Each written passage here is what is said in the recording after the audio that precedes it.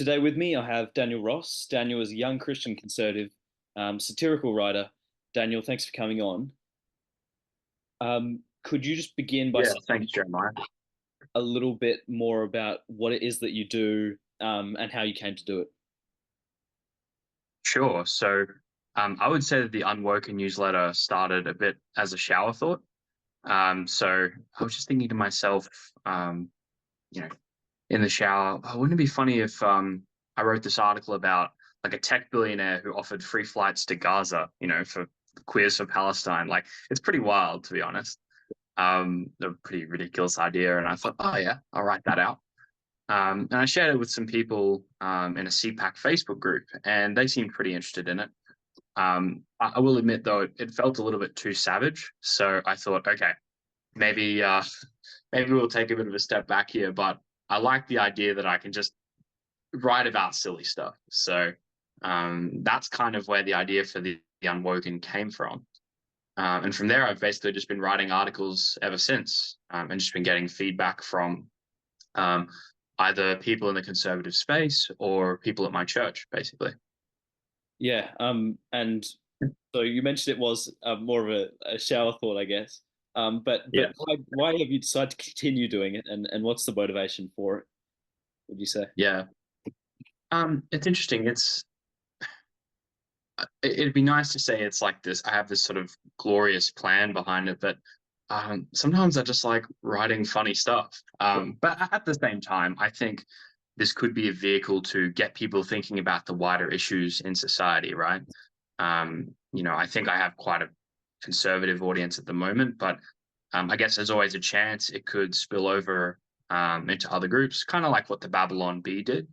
I'm just sort of taking it one article at a time and just seeing what kind of interest exists at the moment. Yeah. And what role do you think this sort of satirical work might play, perhaps, in politics and in the shaping of the conservative movement? Yeah, I think conservatism isn't typically known for being humorous or satirical. So I think being funny is kind of helping reach a wider audience.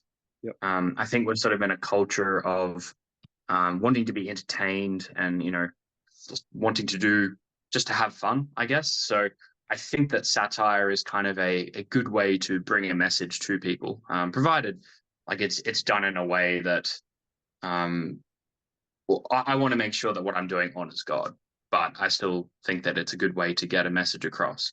Yeah, absolutely. Um, and I mean, what are some examples? I know we there was the one in Gaza, but Yeah. what are some other examples, at least of your favorite ones you've done so far? Yeah.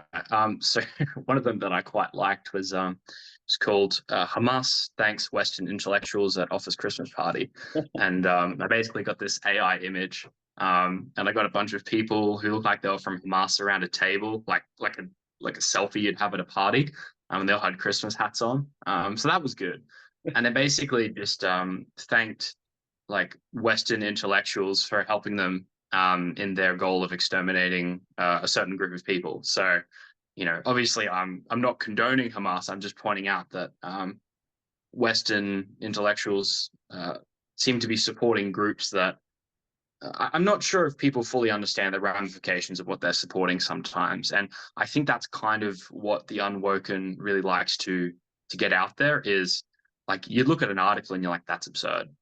Yeah, But then you realize that people actually do believe this. In yeah, terms of some other ones, oh, sorry, I want to share another one. yeah. Go for it. Absolutely. Another one I had was cool. Another one I had was climate activist stops breathing to reduce CO2 emissions. So yeah, that felt kind of edgy, but yeah, like people can get the point of the Yeah, kind of stuff I write. Obviously, I sort of have a line of, I don't want to cross certain things or joke about certain things, but yeah, that's kind of where I'm at. yeah. And I suppose in that sense, like what you were talking about with the Western intellectuals supporting Hamas, it that's why this sort of the satirical writing is so important, because you can reveal how absurd these ideas really are and how far they've gotten. Because sometimes with all the modern politically correct jargon, you can mask some really absurd ideas and make them Mm. reasonable. But when you can lay them out like that and in this sort of way, I suppose it's even more effective. Um, Yeah, and like I think it's fair to say sometimes you can't tell the difference between satire and reality when you're reading some news.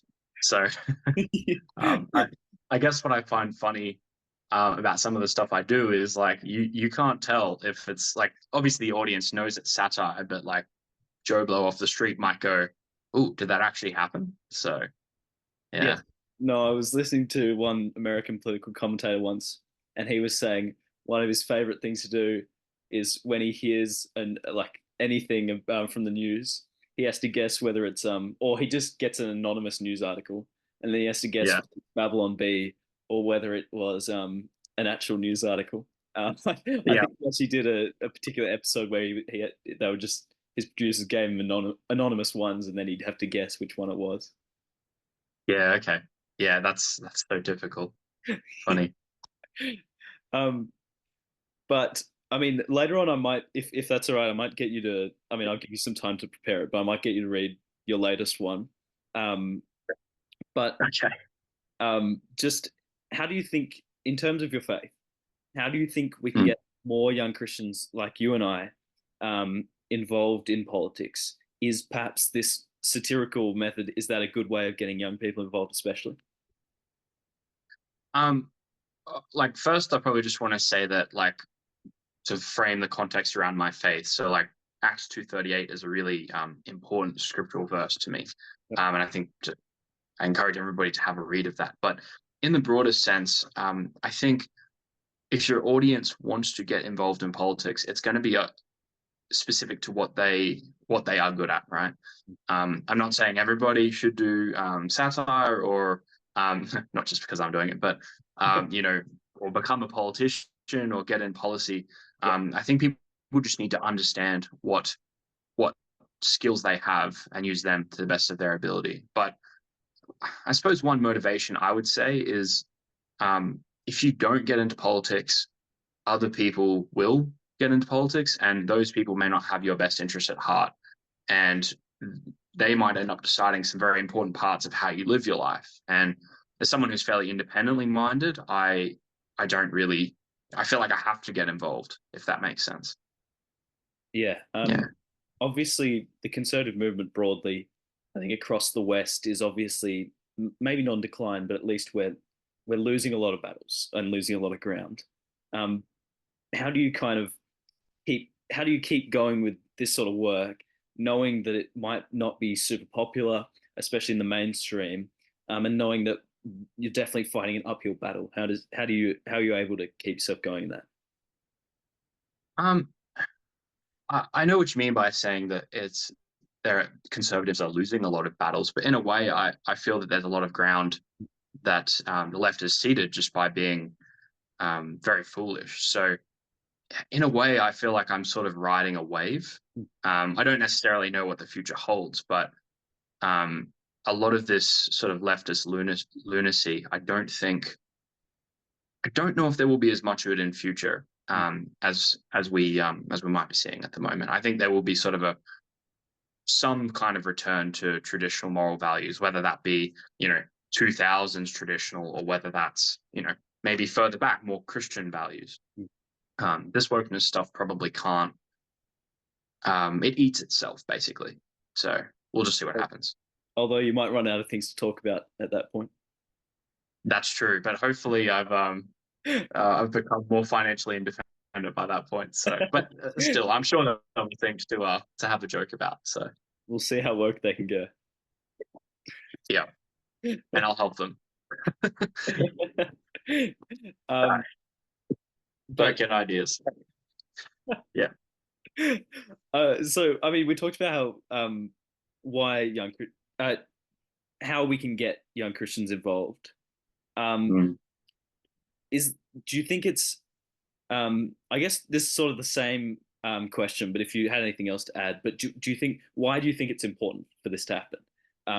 for at least if you feel cold in this area, to step up and to speak out, and stand up for the true, the good, and the beautiful. Yeah.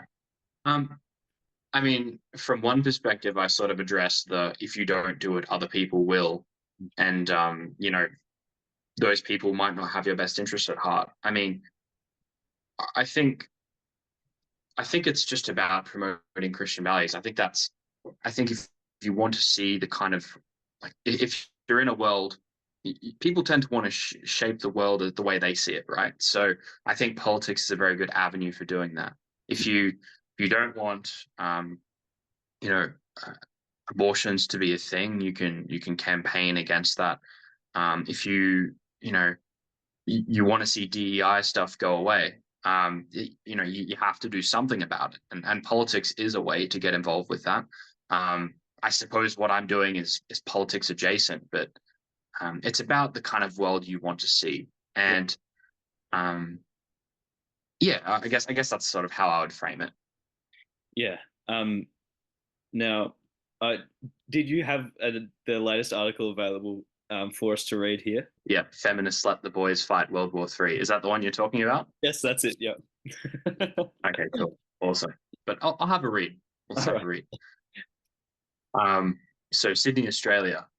In a moment of collective realization, the Australian Feminist League, so the AFL, has decided they don't want to do everything men do if it means fighting in World War III. The topic was raised at their monthly sisterhood meeting held last Friday at the Sydney University of Science, so the SUS. And that's a reoccurring.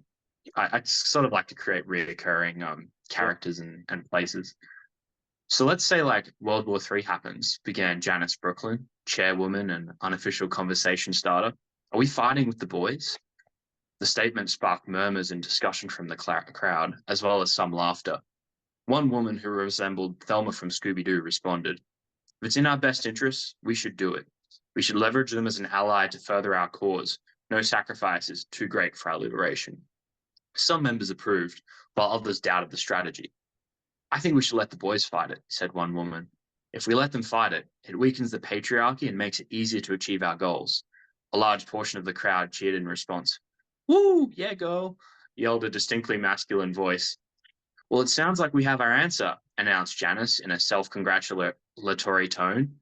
"We'll let the boys handle World War III. Imogen, who was quite bored by this point, and Imogen is the reporter, asked a provocative question. "Well, if women have total equality with men, shouldn't they have the exact same responsibilities?"